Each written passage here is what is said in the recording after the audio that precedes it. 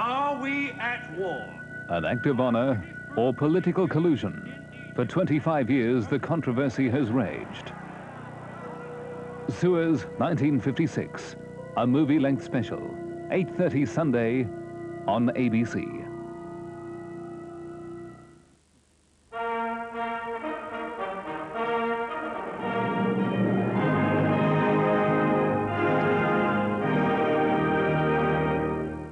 Victoria's dairy farmers pour millions of litres of milk down the drain. Talks in Melbourne today failed to have dairy farmers exempted from the Transport Workers Union strike. According to the United Dairy Farmers Union of Victoria, farmers are now throwing out 5 million litres of milk a day, valued at $750,000. Bram Alexander reports. Shops and milk bars displayed signs such as this. Farmers throughout the state were pouring milk down the drain. Here on Ray and Joy Gorman's property west of Colac, they watched as 2 days' work was poured away. Ray Gorman says he had no other alternative but to empty his milk vat. To pull the plug on all that milk. Very disappointed. Very disappointed. Very downhearted, really, because it's 2 days. How much pressure is it putting on the operations of the farm? Well, it's the operation of the farm depends on the milk. And if there's no milk, well, there's no money coming in. And it's just all going down the drain. Financially, how long can you last while this strike goes on? Well, it was last picked up on a Thursday, and it's now Sunday, and we can't go on much longer now. The South African rugby team is now under strong police protection at Gisborne in the North Island of New Zealand, where it will play the first match of its tour on Wednesday. 400 extra police are on duty in the city, many of them flown in today by the New Zealand Air Force. When the Springboks reached New Zealand this morning, about 2,000 people protested against them at Auckland Airport. The Polish Communist Party leader, Mr. Kania, has promised to keep Poland on the middle-of-the-road course of reform following his re-election in an unprecedented secret ballot at the Emergency Congress. The ABC's Malcolm Downing reports from Warsaw that Mr. Kania spoke of the need to reassure Poland's Soviet bloc allies that he was uncompromising over his commitment to reform. Earlier, the free elections for the 200-member Central Committee removed several leading figures from the political scene. So firmly loyal to socialism, the delegates were determined to prevent abuses of power by party leaders. This farmer said, "We eliminated the real anti-socialists when we got rid of all those crooked party hacks." Kania promised to continue the renewal of Poland's Communist Party. Further exchanges of rocket and artillery fire were reported today across the border between Israel and Lebanon. The attacks have coincided with talks between the American Special Envoy Philip Habib and Israel's President Begin. The Israelis have warned that if diplomatic efforts fail, attacks against Palestinian bases will continue. In Beirut, the Lebanese people are still cleaning up after Friday's massive Israeli airstrike on the city. Teams of police, troops and civilians came out onto the wrecked streets of Beirut early this morning to make a start on the massive clearing operations needed after Friday's Israeli attacks. Parts of central Beirut resembled a ghost city, with the majority of the local residents having fled to country areas as a precaution against any new Israeli offensives. The Palestine News Agency reported that Israeli planes did appear over Beirut at one stage today, but they did not make any fresh attacks.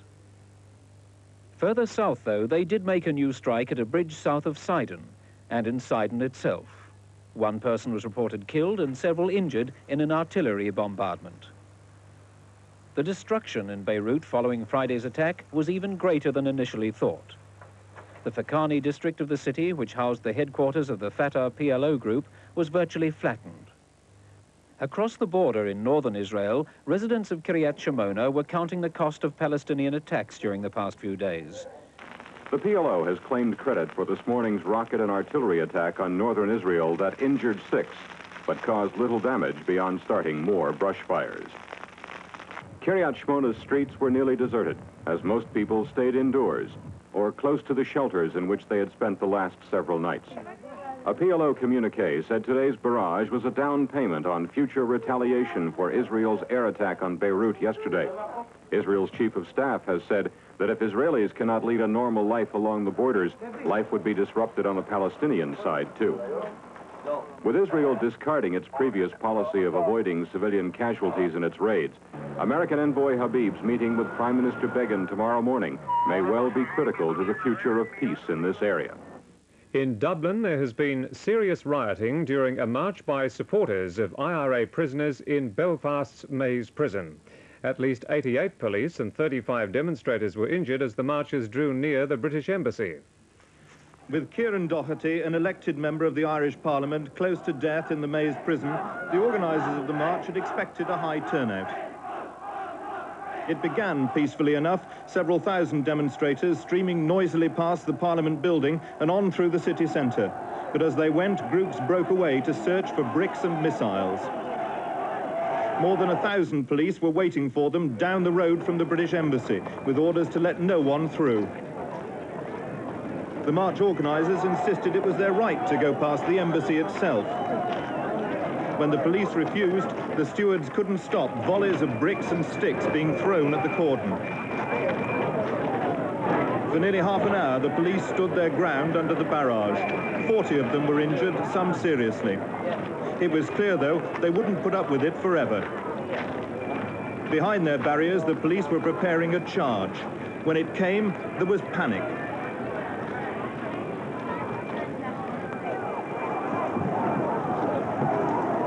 They used their batons without noticeable discrimination on women and bystanders, as well as those who'd been in the vanguard of the mob. There's still no firm figure of how many demonstrators were injured. The estimates vary from 30 to 50, but it may well be higher.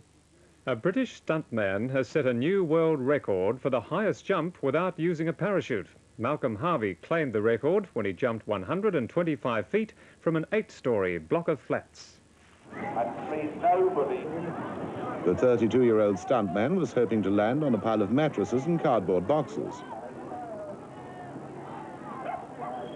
At first, the jump was delayed by high winds and movement in the crowd. Absolute quiet, please. Thank you. Okay, Mel, over to you. And please, complete quiet. Thank you.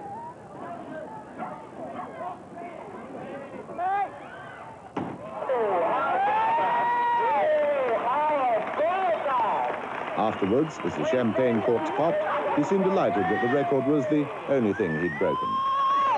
Now here's something really down to earth. A look at tomorrow's weather. For Victoria, patchy rain and isolated thunderstorms. Cool to mild with a freshening north to northwest wind, tending northwesterly late in the day. Slight to moderate sea. Melbourne will be cool and cloudy with rain developing. The expected high tomorrow is 15 after an overnight low of 10 degrees.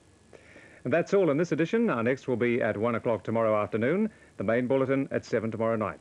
Good night. On ABC, the third test.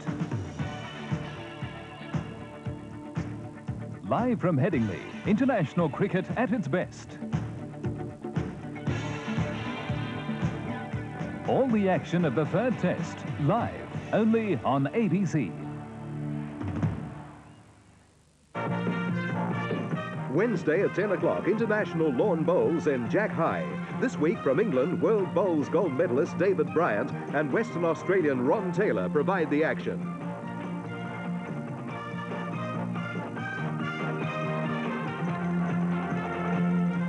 Two top competitors, some really great bowling in Jack High, 10 o'clock Wednesday on ABC.